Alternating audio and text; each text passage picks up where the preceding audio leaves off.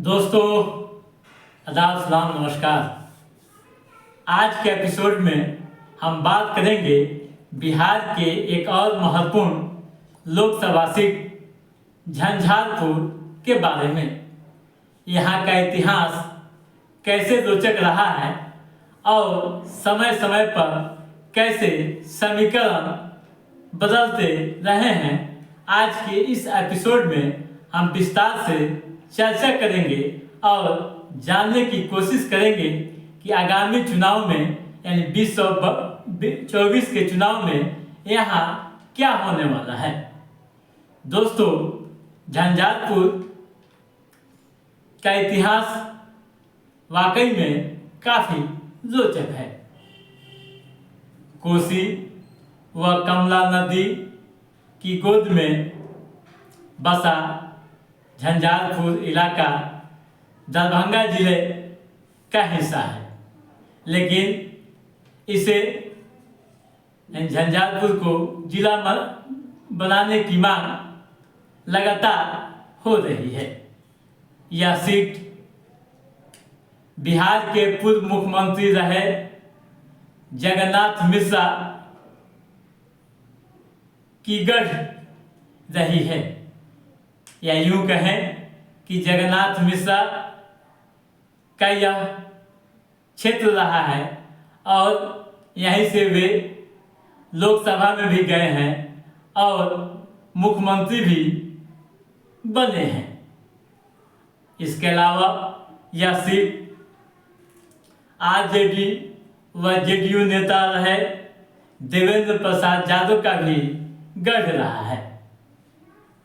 यहाँ समीकरण समय समय पर कैसे बदलते रहे हैं, इस पर आइए हम विस्तार से चर्चा करते हैं। लेकिन इससे पहले यहाँ एक नज़र यहाँ के चुनावी आंकड़ों को हम पहले देखते हैं।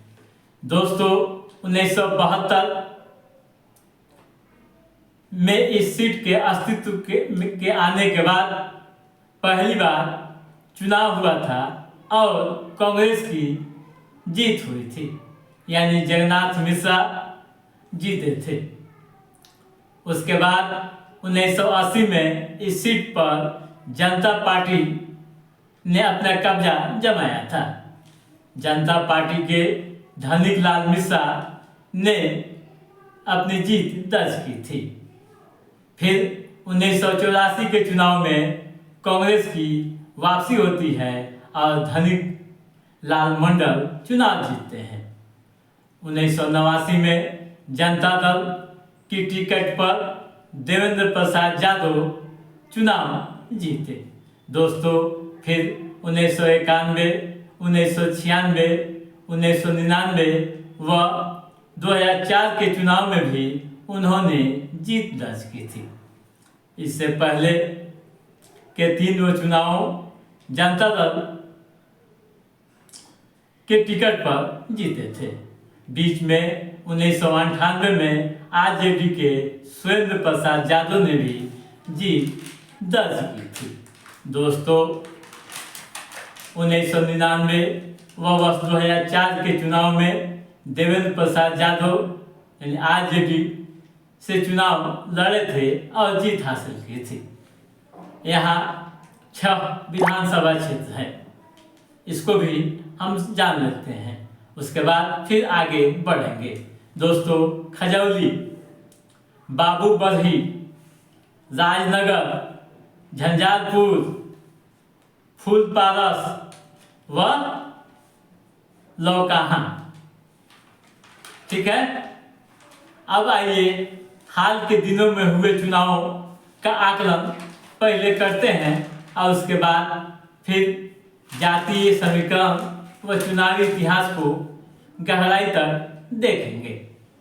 दोस्तों, आपको बता दूं कि झंझारपुर लोकसभा सीट पर 2019 के चुनाव में राम पदेत मंडल जीते थे जदयू के।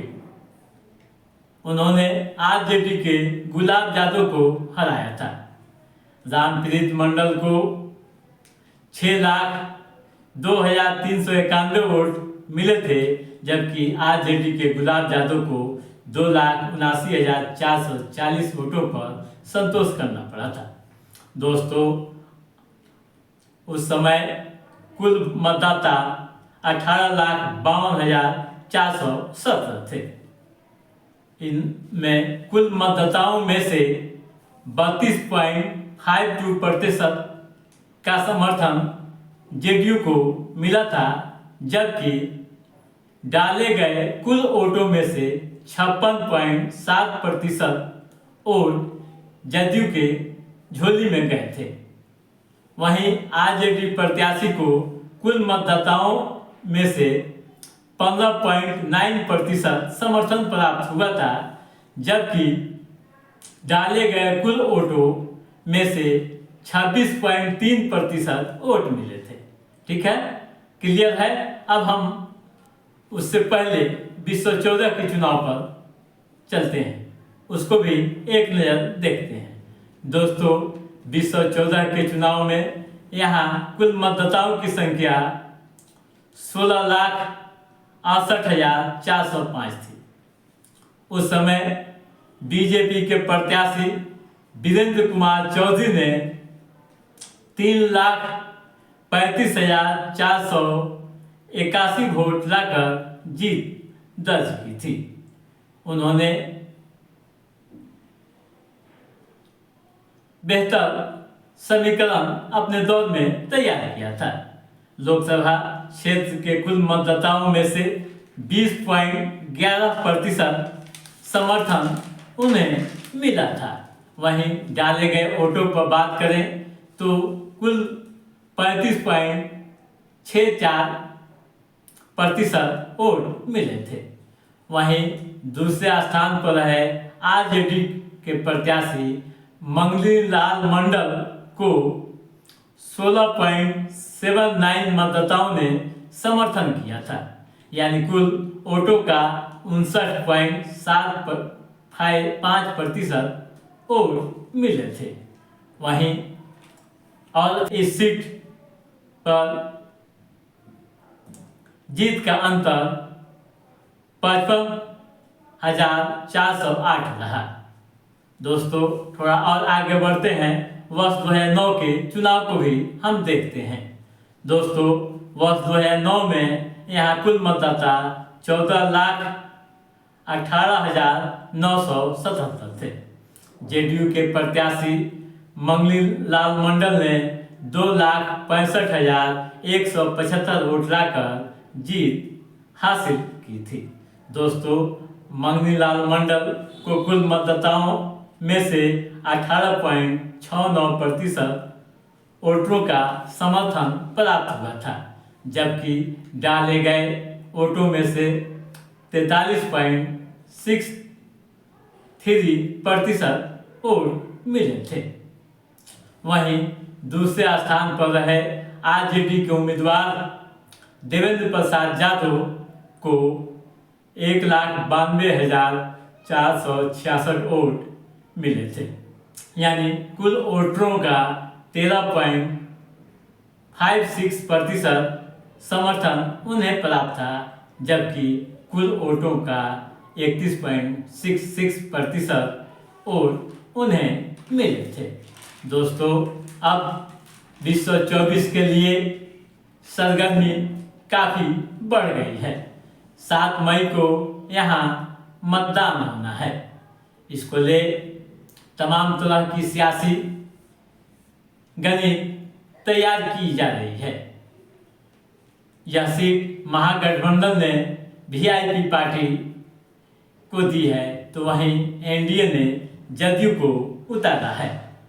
रामप्रीत मंडल एनडीए के प्रत्याशी हैं। इस चुनाव में आगे क्या होगा यह तो वक्त तय करेगा, लेकिन इतना तो समझ लें कि यहाँ का मुकाबला इस बार काफ़ी रोचक होने वाला है, और यही कारण है कि इस सीट पर पूरे देश की निगाहें टिकी हुई हैं। तो दोस्तों, आज के इस एपिसोड में बस इतना ही। हमारा ये एपिसोड कैसा लगा आप लाइक और कमेंट करके हमें ज़रूर बताइएगा। यदि आपने हमारे चैनल को सब्सक्राइब नहीं किया है तो सब्सक्राइब भी कीजिएगा, ताकि राजनीतिक गतिविधियों से संबंधित जो भी अप टू डेट है उसे हम समय समय पर आपके बीच पहुंचाते रहेंगे। तब तक आप अपने दोस्त को दीजिए इजाजत। नमस्कार।